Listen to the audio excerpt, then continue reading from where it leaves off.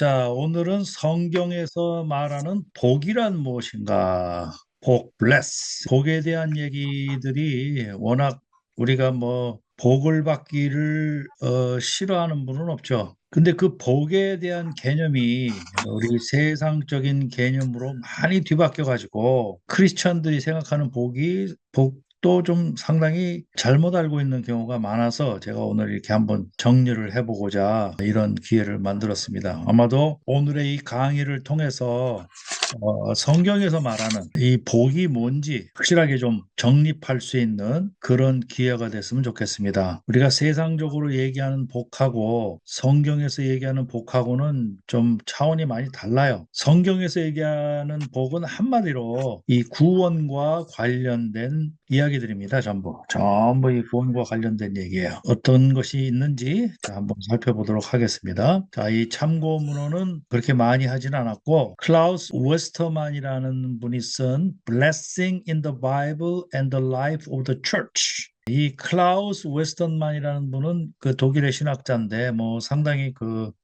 알려진 분이죠. 뭐 이사야를 비롯해서 구약에 굉장히 많은 그 책을 쓰신 분인데 이분은 구원과 deliverance죠. 영어로는 구원과 deliverance 혹은 redemption이라고 부르기도 하죠. 구원과 축복이 하나님 행위의 두 축이라는 거다. 그러니까 한마디로 얘기해서 구원과 축복이 성경의 큰 두 축을 이룬다. 이런 얘기를 한 거죠. 그러니까 구원하고 축복은 뗄래야 뗄 수가 없는 그런 관계다라는 것이죠. 그다음에 이 데일 알리슨이라는 분이 쓰신 이분은 라이스 대학의 교수님이셨는데 마카리오스 이게 이제 히라버로 마카리오스가 이제 복이죠. 마카리오스. 주로 이제 이 팔복 The Sermon on the Mount, 팔복에 대해서 책을 썼습니다. 우리가 참 이 팔복은 정말 이거는 읽고 또 읽고 묵상하고 또 묵상하고 생각하고 또 생각해도 이 팔복만큼은 정말 우리가 깊이 새겨야 되는 그런 그 규절 중에 하나입니다. 이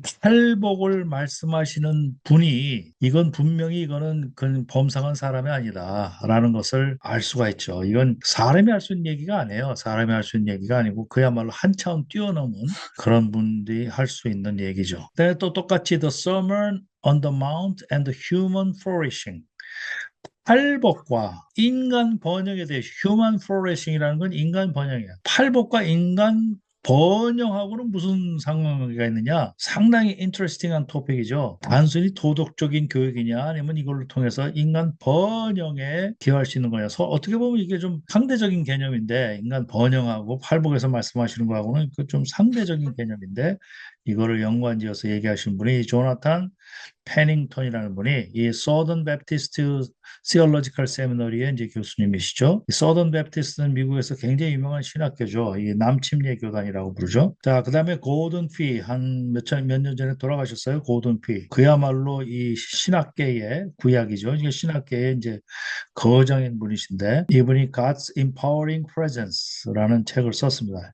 이분은 이제 위튼 칼레지의 교수였고 뭐 리지언트 칼레지를 비롯해서 많은 데에서 이제 가르치고 하셨던 분인데 갈라디아서 3장 14절과 5장 22절 에베소서 1장 3절 14절 뭐 이런 것들을 주제로 해서 이 책을 썼는데 이분이 쓴 책은 정말 많죠. 이것 말고도 굉장히 많죠. 주석책도 쓰셨고 그다음에 크레이그 브룸버그라는 분이 쓴 이거는 이제 덴버 세미나리의 교수님이셨는데 성경 전체에서 물질적 소유와 부에 대한 가르침을 추적하는 거예요. 물질적인 소유와 부에 대해서 참 이런 책은 우리가 크리스천으로서 반드시 읽어봐야 돼요. 이 물질적인 부분에 대해서 어떤 관점을 가지고 생각하고 해야 되느냐 하는 부분을 반드시 넘어가야 됩니다. 이 물질적인 부분을 거의 교회에서 다루질 않아요. 그렇지만 이 물질적인 부분만큼 성경에 많이 나와 있는 구절이 없습니다. 그래서 우리 물질에 대해서 어떤 관점과 어떤 행동을 해야 되느냐 하는 것을 명확하게 알아야 됩니다. 네, 그런 관점에서 쓴 책인데 이런 것들을 참고를 했습니다. 자, 성경이 말하는 복은 구체적으로 무엇인가? 이게 한자로 이렇게 돼 있죠. 이게 캄보디아 학생들은 이게 뭐 굉장히 어려울 거예요. 그리고 우리 한국 사람이라 하더라도 한자를 안 배우신 분은 굉장히 이제 어려운 개념일 텐데 제가 이건 웹사이트에서 어떤 분이 이렇게 설명하는 걸 보고 타당한 말인 것 같아서 이제 가져왔는데 한일자하고 입구자가 있죠. 한일자하고 입구자. 이게 이제 한일자가 이제 하나님을 나타내는 거고 입구자는 말씀을 나타내는 거다. 그리고 여기는 밭전자죠. 밭전자. 그래서 요거를 합치면 하나님이 말씀이 땅에 충만하다라는 뜻이 되는 거고 요 앞에 나와 있는 요 시자는 하나님 시를 나타내는 거고 하나님이 땅에 충만하게 가득 차 있다라는 것이 복이라는 거예요. 자, 우리 세상적인 개념하고 다른 거죠. 하나님이 땅에 충만히 가득 차 있다라는 것이 복이다라는 거예요. 자, 우리가 흔히 잘못 생각하고 있는 것 중에 하나가 많이 하면 많이 받는다. 이런 식이죠. give and take. 영어로 하는 게 give and take. 내가 주면, 많이 주면 많이 받는다. 축복도 많이 주면 많이 받는다. 심지어 어떤 분은 하나님하고 딜하는 분도 있죠. 나를 이렇게 해주면 이렇게 하겠습니다. 얼마 몇 퍼센트를 하겠습니다. 뭐 이런 식으로 하는 분도 있고. 이런 식으로 기브 앤 테이크는 이거는 바로 이게 이제 이교도적인 고대 근동의 이교적인 축복관입니다. 바로 이게 이런 이교도적인 축복관과 세상적인 그런 세상 가치관, 이런 그 이단들이 추구하는 바들, 이런 것들이 해서 크리스천들한테도 스며드는 것이에요. 그렇지만 성경의 하나님은 아브라함이 먼저 무엇을 바친 것이 아니었음에도 불구하고, 아브라함이 먼저 무엇을 바친 게 아니죠. 하나님이 먼저 아브라함을 부르시고 먼저 약속하신 거예요.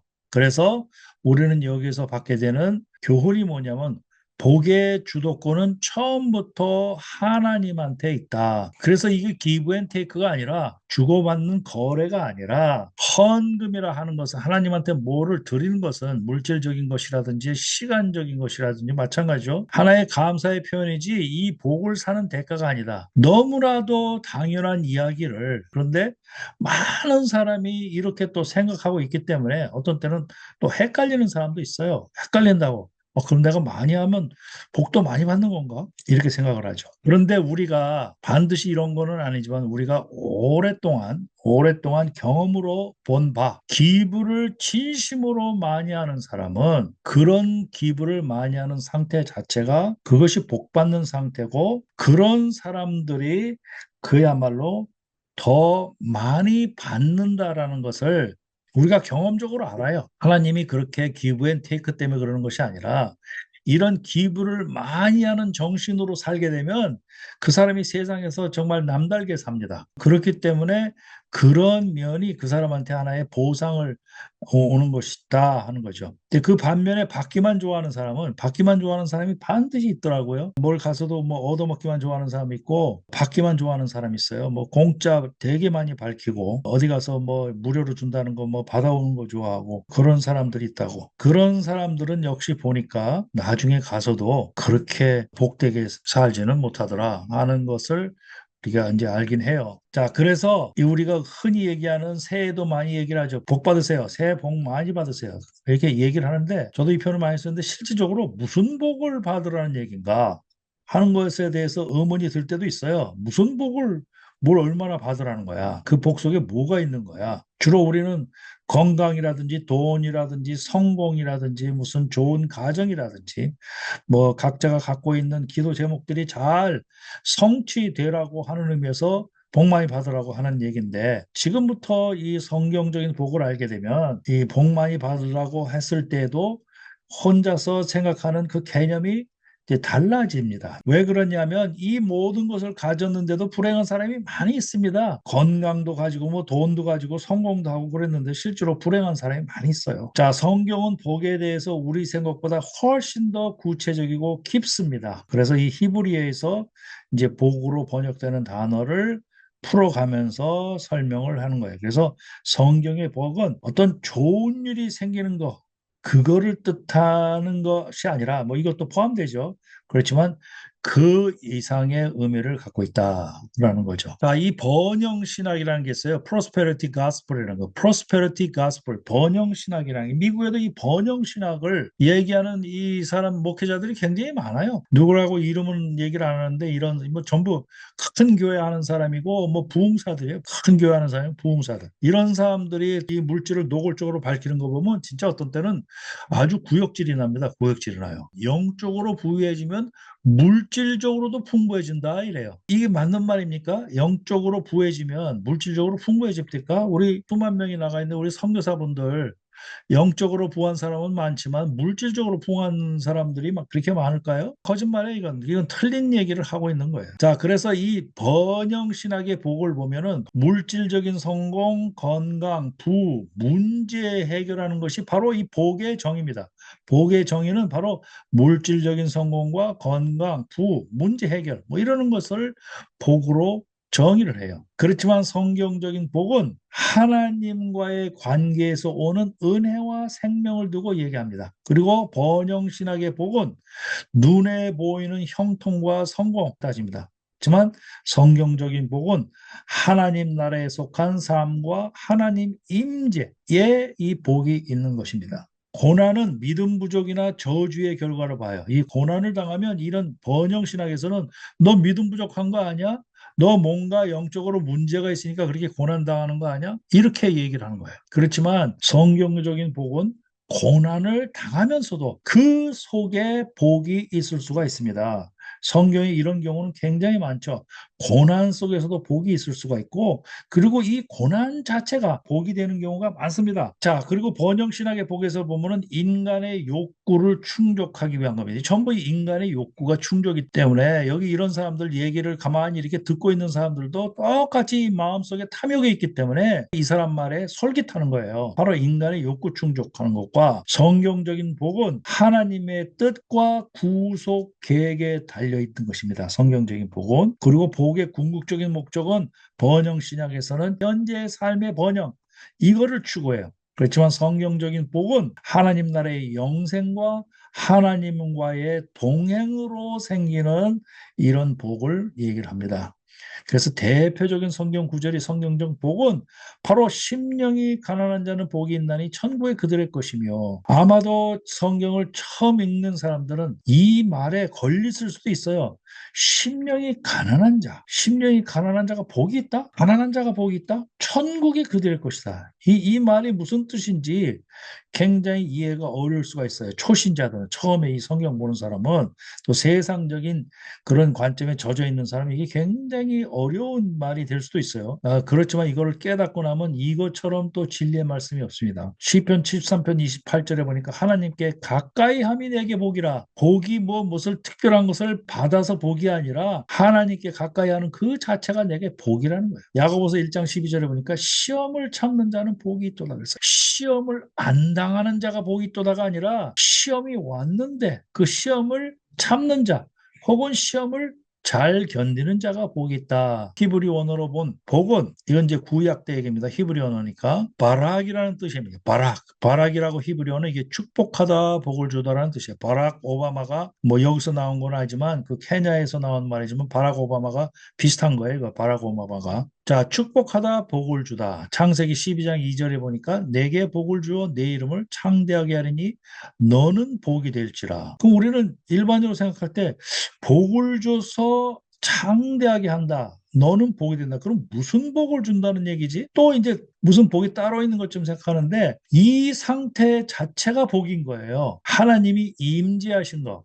아브라함한테 하나님이 임재한 거잖아요. 내게 복을 줘 내 이름을 창대하게 하는 것도 복이고 하나님이 임재하신 것 자체도 복인 거예요. 자, 이 바락의 명사형이 바락합니다. 베라카, 축복, 복 이렇게 되는 거예요. 신명기 28장 2절에 보니까 내가 내 하나님 여호와의 말씀을 청종하면 이 모든 복이 내게 임하며 내게 이르니 이 모든 복이라는 게 뭐예요? 가장 큰 복이라는 것은 하나님의 임재에서 생기는 복입니다. 야, 구약의 사람들 아브라함이나 이런 이삭이나 이런 사람들은 하나님의 임재를 직접 겪었잖아요. 그러면 지금 하나님의 임재를 직접 경험하지 못하는 지금은 하나님의 임재를 어떻게 느껴야 됩니까? 그러니까 말씀을 알아야 되는 거예요.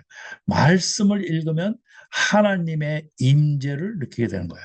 말씀을 깊이 느끼면 느낄수록 하나님의 임재를 깊이 느끼게 됩니다. 자, 그 다음에 아슈레이라는 말이 있습니다. 아슈레이 히브리 말에 복되다, 행복하다. 이렇게 아슈레이라고 해석되는 사람은 주로 시편에 복 있는 사람은 악인들의 괴를 따르지 아니하며 죄인들의 길에 서지 아니하며 오만한 자들의 자리지 않으며 이렇게 복 있는 사람이라고 얘기하는 이 말이 바로 히브리어로 아슈레이에 해당되는 말이다. 아슈레이. 자, 그럼 시편 1편 1절에 있는 말, 복 있는 사람이 그러면 어떤 사람이냐? 바로 이런 사람이라는 거예요. 악인들의 꾀를 따르지 않는다고요. 악한 길로 가지 않는다는 거죠. 예를 들어서 무슨 도박을 한다든지 마약을 한다든지 이런 얘들 많잖아요. 악인들의 꾀를 따른다는 뭐 사기를 친다든지 그런 거 하지 않고 죄인들의 길에 서지 아니하며 오만한 자들의 자리에 앉지 아니고 오만한 자라는 거 뭐 엄청나게 많죠. 오만한 자들. 이런 사람 자체가 복 있는 사람이에요. 복이 뭐 엉뚱한 데 있는 것이 아니라 이렇게 사는 사람들 자체가 이게 복 있는 사람이라는 거예요. 자, 그다음에 애쇼라는 거는 행복과 번영입니다. 행복해주고 번영해줘요. 여기서 얘기하는 행복의 개념은 좀 다르죠. 우리가 흔히 얘기하는 행복과 여기서 얘기하는 행복은 조금 다를 수가 있습니다. 하나님 지혜를 따르는 삶의 결과가 바로 행복입니다. 자, 그래서 잠언 3장 13절에 보니까 지혜를 얻은 자와 명철을 얻은 자는 복이 있나니 그랬어요. 누가 복이 있나니? 지혜를 얻은 자와 명철을 얻은 자는 복이 있다. 어떤 사람이 지혜를 얻은 자입니까? 또 어떤 사람이 명철을 얻은 자입니까? 자, 지혜를 얻은 자. 이게 이제 어떤 사람이 지혜 있는 자인지 하는 얘기는 성경에서 굉장히 많이 나옵니다. 이게 이제 조금 있다가 이제 예를 들어가서 설명을 할게요. 근데 지혜와 지식이 이게 뭐 거의 일치하지는 않지만 지식이 없으면 지혜도 없다고 봐야 돼요. 지식이 없으면 지식이 있어야 됩니다. 그렇지만 지식이 있다고 해서 반드시 지혜가 있는 건 아니지만 지식이 근본이 돼요. 그 속에는 하나님의 또 있지만 여러 가지 이 학문에 대한 지식도 있습니다. 자, 그 다음에 터브라는 말. 이 터브라는 말이 좋다, 선하다. 이것도 이 블레싱의 형태입니다. 블레싱, 터브. 이 말이 터브가 주로 어디에 쓰였냐면 하나님이 천지 창조를 할 때 첫째 날에 뭐를 창조하고 둘째 날에 뭐를 창조하고 하나님 보시기에 좋았더라 얘기하는 이것이 바로 히브리어로 터브입니다. 터브, 좋았다. 시편 34편 8절에 보니까 너희는 여호와의 선하심을 맛보아 알지어다. 그에게 피하는 자는 복이 있도다. 그에게 다가가는 자죠. 돌아서는 자가 아니라 그한테 피하는 자. 샬롬, 평강, 온전한 상태도 이것도 복된 상태입니다. 샬롬, 여호와는 그 얼굴을 내게로 향하사 드사 평강 주시기를 원하노라. 이 평강한 상태가 이 복된 상태입니다. 평강.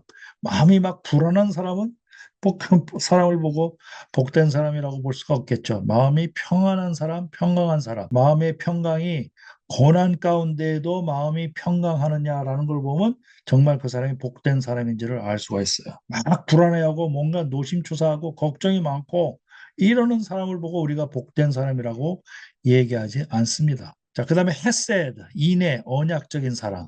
헤세드, 인내, 언약적인 사랑. 이거는 남녀 간의 그런 사랑하고는 다릅니다. 헤세드는 이런 헤세드의 상태가 복된 상태입니다.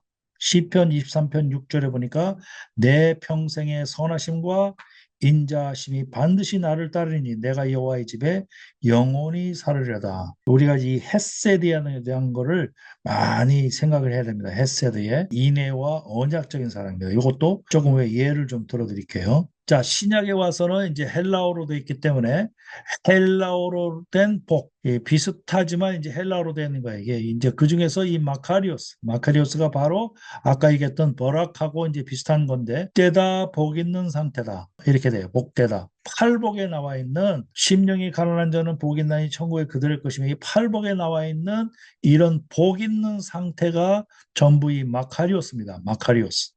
그 다음에 이것이 명사형이 되면 유로기아로 돼서 축복, 복 이렇게 해당이 됩니다.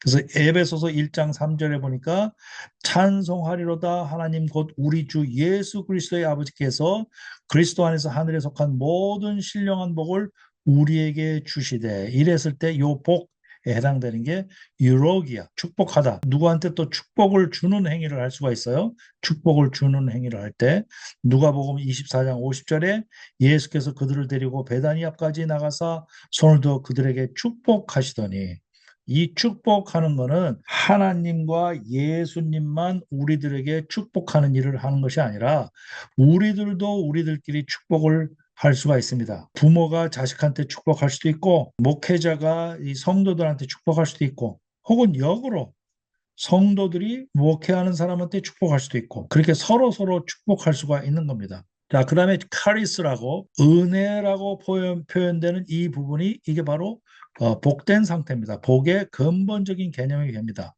에베소서 2장 8절에 보니까 너희는 그 은혜에 의하여 믿음으로 말미암아 구원을 받았으니 이것은 너에게서 난 것이 아니요 하나님의 선물이라 이랬어요. 그다음에 생명. 생명은 축복이죠. 생육하고 번성하라. 생명이 늘어나는 일은 그건 축복된 일입니다. 그건 복된 일입니다. 바닷속에 물고기들이 굉장히 많이 알을 낳고 하는 것 다 축복된 얘기입니다. 그 생명이 많이 번성하는 것은 그건 축복된 상태입니다. 반대로 사망, 그다음에 죽음 이런 것들은 전부 복된 상태가 아니라고 봐야죠. 거꾸로 얘기해서. 그다음에 유업으로 받는 일 이것도 복된 상태입니다. 베드로전서 1장 4절에 보니까 썩지 않고 더럽지 않고 쇠하지 아니하는 유업을 잊게 하시나니 곧 너희를 위하여 하늘에 간직하시라. 자, 그다음에 평강 상태 그 히브리에서 샬롬하고 비슷한 말이죠. 요한복음 14장 27절에 평안을 너에게 끼치노니 곧 나의 평안을 너에게 주노라. 그래서 평안한 상태는 복된 상태입니다. 자, 그래서 하나하나 살펴보면 자, 첫 번째 복이라는 것은 뭐냐? 하나님의 호의와 임재가 임했을 때, divine favor and presence. 이랬을 때가 이게 복된 상태입니다. 하나님이 특정 인물이나 공동체를 선택하시고 호의를 베푸시며 함께 하심으로 나타나는 복입니다. 이것이 복의 가장 기본적인 전제예요. 하나님이 임재함으로 생기는 하나님이 호의를 베푸고 나하고 함께 하심으로써 생기는 이 복, 이것이 바로 모든 복의 근원이자 전제입니다. 그래서 창세기 12장 1절 3절 보니까 아브라함을 부르시죠. 하나님이 아브라함을 부르셔서 내가 너로 큰 민족을 이루고 내게 복을 주어 내 이름을 창대하게 하리니 너는 복이 될지라 이랬어요. 여기서 가장 큰 복은 같은 민족을 이루게 하고 내 이름을 창대하게 하고 이런 것도 복이지만 아주 수백 년 후에 일어났어요. 아브라함 때 이루어진 게 아니에요. 큰 민족을 이루고 이름을 창대하게 하는 것이 아브라함 때에는 아무것도 안 일어나고 있다가 나중에 수백 년 후에 일어난 거예요, 이게. 그럼 아브라함으로서는 무슨 복을 받았어, 내가? 이렇게 생각할 수도 있는 거죠. 그런데 그게 아니고 아브라함한테 이렇게 하나님이 임재했다는 것 자체가 이게 복된 상태, 이게 복인 거예요. 하나님이 먼저 부르시고 먼저 약속하셨다. 복의 주도권은 처음부터 하나님께 있었다. 이것 자체가 복인 것입니다. 그러니까 바로 무슨 얘기냐? 하나님의 임재를 느끼면 그것이 바로 복이라는 거예요. 창세기 39장 2절 5절에 보니까 요셉이 감옥에 갇히는 그런 장면이에요. 그렇지만 여호와께서 요셉과 함께 하신다고 그랬어요. 요셉은 형제에게 배신당하고 노예로 팔리고 누명 쓰고 감옥에 갇혔습니다. 재산도 건강도 자유도 없었습니다. 그렇지만 이 성경에서는 여호와께서 함께 하심으로 요셉은 바로 복받은 자로 선언합니다. 요셉이 17살 때 노예로 팔려가서 30살에 총리가 될 때까지 거의 13년 동안을 핍박을 받았어요. 13년 동안 감옥에 갇혀 있었고 굉장히 고난을 받았다고 봐야 돼요. 13년이면 뭐 작은 세월 아닙니다. 그 기간 동안에도 복받은 자였습니다. 고난 자체도 복받은 거였고 이렇게 하나님이 함께 하심으로 복받은 자였던 겁니다. 바로 이런 하나님의 임재가 바로 이 히브리 말 버락, 복을 주신 상태라는 거죠. 그래서 하나님이 무엇을 주시는가 이게 중요한 것이 아니라 하나님이 함께 계시는가 라는 것이 중요한 거예요. 출애굽기 33장 12절에서 17절 보니까 이건 모세가 한 말이에요. 내가 주의 목전에 은혜를 입었사오니 주의 임재가 함께 아니하시면 우리를 이곳에 올려보내지 마십시오. 하나님의 임재 자체가 복의 본질인 거예요. 그리고 임재 없는 번영은 복이 아니라는 것을 모세가 가장 분명하게 보여줍니다. 민수기 6장 24절 26절에 보니까 이건 아론의 축복입니다. 아론한테 주는 축복이에요. 하나님이 얼굴을 향한다. 히브리 말로 바님입니다. 하나님의 얼굴을 향한다. 여호와는 내게 복을 주시고 너를 지키시기를 원하며 여호와는 그의 얼굴을 내게 비추사 은혜 베푸기를 원하며 여호와는 그 얼굴을 내게로 향하사 드사 평강 주시기를 원하노라. 여기 전부 복에 대한 개념이 다 들어가 있어요. 내게 복을 주시고 너를 지키는 것, 너를 지키는 것도 복이고 그의 얼굴을 내게 비추는 것도 복이고 은혜 베푸는 것도 복이고 그 얼굴을 내게로 향하는 것도 복이고 평강 주시는 것도 복이에요. 이게 전부 이 복에 대한 얘기입니다. 이게 전부. 같은 얘기가 시편 5편 12절에 여호와여 주는 의인에게 복을 주시고 방패랑 같이 은혜로 저를 호위하시나이다. 그러니까 복을 주는 것은 하나님의 임재와 은혜를 느끼면 그것이 바로 복인 겁니다. 특별히 뭘 줘서가 아니라 여러분들이 하나님의 임재와 은혜를 느끼신 분이라면 여러분들은 복된 상태인 거예요. 바로 하나님의 호의가 보호와 동행으로 실현되는 복이고 창세기 6장 8절 보니까 그러나 노아는 여호와께 은혜를 입었더라. 첸, 히브리 말로 첸입니다. 노아는 여호와께 은혜를 입었더라. 다른 사람들은 다 몰살했는데 노아의 가족만 했죠. 그럼 당연히 은혜를 입은 거죠. 자, 그래서 이 버락이라는 히브리 말이 정확하게 히브리 말에서 버락 오바마가 이름을 진 건 아니에요. 그렇지만 버락 오바마는 그 케냐 사람이기 때문에 케냐의 이 토속적인 그런 그 이름에서 지은 건데 케냐의 이름도 여기에서 영향을 받은 그런 개념의 이름인 거죠. 결국 뭐 성경에서 나온 이름이라고 볼 수 있는 거죠. 창세기 1장 28절에 보니까 하나님이 그들에게 복을 주시며 하나님이 그들에게 이르되 생육하고 번성하여 땅에 충만하라 땅을 정복하라 바다의 물고기와 하늘의 새와 땅에 움직이는 모든 생물을 다스리라 하시니라 이랬어요. 그래서 이 버럭은 하나님이 인간에게 베푸시는 것도 있고 인간이 하나님을 블레스합니다. 하나님이 인간을 블레스하고 인간도 하나님을 블레스해요. 인간이 무슨 하나님을 블레스하냐?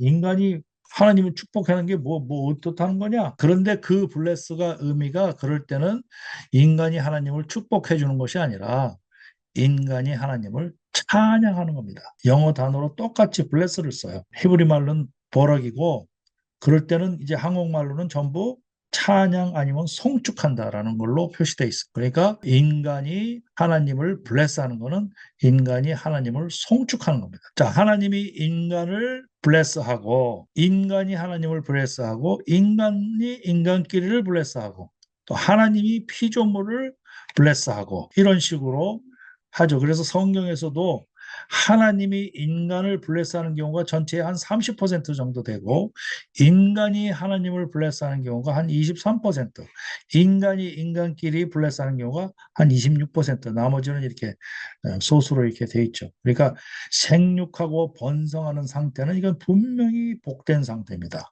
인간도 하나님을 송축하는 것. 그러니까 여러분들이 찬양 부르고 이렇게 여호와를 경배하고 이러는 것이 바로 이 복된 상태예요. 자, 하나님이 인간한테 주는 이것은 창조적인 축복, 족장의 축복, 뭐 율법적인 축복, 개인적인 축복, 제사장 축복, 안식일의 축복 이런 식으로 많아요. 그래서 각각 뭐 창세기 1장 28절에 하나님이 복을 주시고 창세기 12장 2장 3절에 보니까 큰 민족을 이뤄서 복을 주고 신명기 28장 8절에 내 곳간에서와 내 손으로 하는 모든 일에 복을 내리시고 내 하나님 여호와께서 내게 주신 땅에서 내걸 복을 주실 것이며 또 창세기 24장 1절에 보니까 아브라함이 나이가 많아 늙었고 여호와께서 그의 범사에 복을 주셨더라. 아브라함 모든 일생에 범사에 복을 주신 거죠, 하나님이. 그렇지만 아브라함이 고난이 없었냐? 그렇지 않죠. 아브라함이 자기 아내 사라를 두 번이나 팔아먹으려고 그랬고 또 실제로 한 번은 팔아먹었고 아들을 늦게까지 못 구하다가 겨우 하나 이스마엘을 먼저 했는데 이스마엘을 친자식인 줄 알고 진짜 그거 이스마엘을 통해서 이 대가 이루어진가 보다 생각했는데 그게 아니고 또 이삭을 주셨고 그런데 또 이스마엘하고 이삭하고의 문제가 생겨가지고 결국은 그래도 자기가 사랑하던 애첩인 하가를 쫓아내고 그다음에 뭐 롯을 뭐 잃어가지고 뭐또 전쟁도 일으키고 하고 뭐 여러 가지 파란만장한 생활이 있었죠. 그리고 나이 75세 때 자기가 살던 고향을 떠나서 이 가나안 땅으로 그 1000km 가까이를 이사 가고 뭐 여러 가지 고난이 많았다고 봐야죠. 그런 걸로 봤을 때는 복된 삶이 아니다 이렇게 볼 수가 있지만 그렇지만 하나님과 동행하는 삶을 살았다는 면에 있었을 때는 바로 범사에 복을 받은 거죠. 그래서 복을 분석해 보니까 제가 이 복을 가만히 이런 케이스들을 이제 분석을 해 보니까 복의 개념은 복은 일단 하나님이 주시는 거예요. 인간이 주는 복은 그거는 진정한 의미의 복이 아닙니다. 세상이 주는 복, 그런 거 진정한 의미의 복이 아닙니다. 하나님이 주시는 게 복입니다. 그리고 복은 생명과 번성으로 나타납니다. 생명과 활기와 번성이 있는 그런 집안은 복된 집안입니다. 또 복은 하나님의 계획을 이루는 도구입니다. 복이 그냥 무조건 내가 뭐 갑질이 물질이 많아지고 뭐가 일이 잘 되고 그런다고 해서 이 복이 아니라 그것이 바로 하나님의 계획을 이루는 도구로 쓰여질 때 그게 복인 것입니다. 물질도 하나님의 계획을 이루는 도구로 쓰여질 때 그게 복이 되는 것이지 내 개인적인 그 욕구 채우기 위해서 쓰여지는 것은 그거는 복이 아니라 오히려 독이 되는 거예요. 독이 될 수가 있는 거예요. 복은 삶의 모든 영역에 미칩니다. 모든 영역에 복이 미칩니다. 복은 거룩과 연결된 바로 이거예요. 복은 거룩과 연결돼요. 거룩과 연결되지 않는 복은 자기 혼자 이 이기적인 그런 거를 느끼는 그런 것은 복이 아니라는 거죠. 거룩과 연결돼야 됩니다. 그러니까 바로 팔복에서 나오는 의에 줄이고 목마른 자가 복이 있다고 얘기했잖아요. 거룩하고 연결되는 거예요. 거룩하고. 자, 인간이 하나님한테 블레스하는 거는 아까도 얘기했듯이 이렇게 예배적인 찬양과 송축에 대한 겁니다. 하나님의 속성과 행위에 대해서 찬양하는 거. 시편 103편 1절에 보니까 내 영혼아 여호와를 송축하라. 내 속에 있는 것들아 다 그의 거룩한 이름을 송축하라. 이 송축이 아까도 얘기했어요. 이 보락이라고 그랬어요. 이것도 영어로는 bless예요, 이게. 그렇지만 한국말로 번역할 때 내 영혼아 여호와를 축복하라 이러면 그거는 틀린 번역이 되는 거죠. 송축하라, 찬양하라 이게 맞습니다. 이르되 나의 주인 아브라함의 하나님 여호와를 송축할지어다 이렇게 돼야 됩니다. 여기 시편 103편 1장에 보니까 영어로 보니까 bless the Lord이에요. 하나님을 축복하라요. bless the Lord. O my soul and all that is within me bless his holy name. 이 찬양 있죠. 근데 여기서 이 bless가 바로 송축하라는 거예요. 그래서 인간도 하나님을 블레스합니다. 송축합니다. 자, 인간이 인간을 송축합니다. 인간이 인간을 블레스합니다. 자, 첫째 여기에 보니까 창세기 27장 27절에 보니까 이건 이삭이 야곱한테 축복하는 장면입니다. 야곱이 이삭을 속였죠. 속여서 이 축복을 받는 장면이에요. 그가 가까이 가서 그에게 입맞추니 아버지가 그의 옷의 냄새를 맡고 그에게 축복하여 이르되 내 아들의 냄새가 여호와께서 복 주신 밭의 냄새로다. 이렇게 아버지가 아들을 축복합니다. 여기에서는 제사장들이 여호와 이름으로 축복하여 하셨습니다라고 표현을 해요. 여기 또 왕이 백성에게 이스라엘의 온 회중을 축복하여 이르되 왕이 이렇게 얘기하고 룻기 2장 4절에 보니까 보아스를 일꾼들이 축복을 합니다. 일꾼들이 마침 보아스가 베들레헴에 와서 출소하는 자들에게 이르되 여호와께서 너희와 함께 하신 일을 원하노라 하니 그들이 대답하되 여호와께서 당신에게 복 주시기를 원하나이다. 이렇게 일꾼들한테 축복을 받는 보아스가 이게 바로 복된 상태죠. 어떻게 해줬길래 이런 사람들한테 축복을 받냐고요.